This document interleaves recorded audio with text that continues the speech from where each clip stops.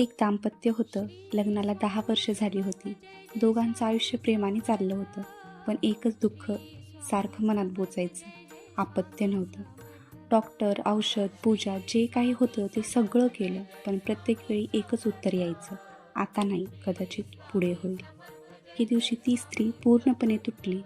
रात्री मंदिरात जाऊन स्वामी आईसमोर जाऊन बसली आणि भरल्या डोळ्यात अश्रू घेऊन म्हणाली, आई, मी काही मागत नाही, फक्त मला आई म्हणवण्याचं भाग्य दे. बाकी सगळं मी तुझ्यावर सोडते. त्या दिवशी तिने पहिल्यांदाच स्वामी आईच्या समोर खोल मनातून स्वामींचं नाव घेतलं. श्री स्वामी समर्थ, मला कृपा दे. काहीच अपेक्षा नव्हती, पण काही आठवड्यांनी तिची तब्येत बिघडू लागली. तपासणी केली आणि पहिल्यांदाच डॉक्टरांच्या चेहऱ्यावर हसू होतं. तुम्ही गर्भवती आहात. ती स्त्री क्षणभर बोलूच शकली नाही. डोळ्यातून फक्त पाणी वाहत होतं. त्या दोघांना एकच जाणवलं, जिथे औषधं थांबली तिथे स्वामी आईची कृपा सुरू झाली.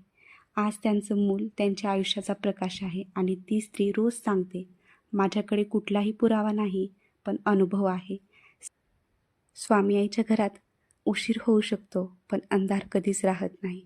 श्री स्वामी समर्थ.